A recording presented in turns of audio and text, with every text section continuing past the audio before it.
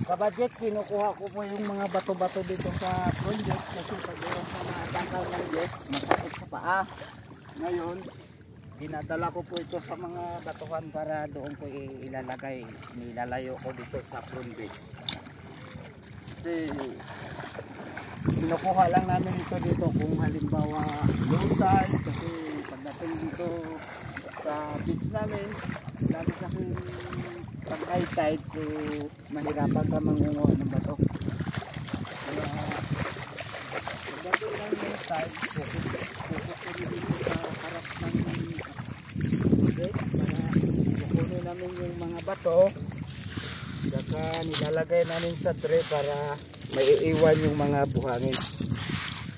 Ito ang ginagawa namin pagdating ng low tide. Kuya, araw-araw ba siyang may mga bato?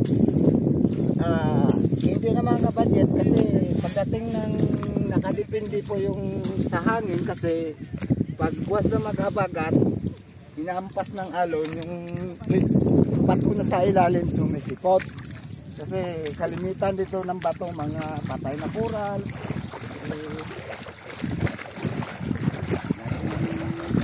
Pinutukusan namin ito dito para index namin para walang kasi ng bato. Walang kabadget. Saan nyo po dinadala yung mga corals?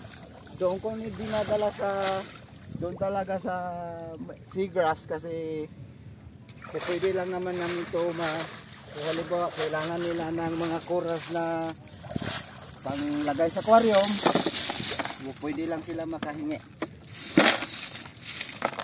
Kaya iniipon namin ito kabadget ang mga corals.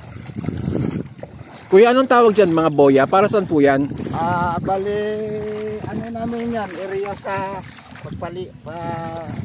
sa pool, maligo ka, wag kang lumampas ka kasi pagdating lalampas ka dyan, may mga sea urchin, kabadget. Kaya nilalagyan namin ng area. Cut! Okay. Good, good, good. Good take, good take.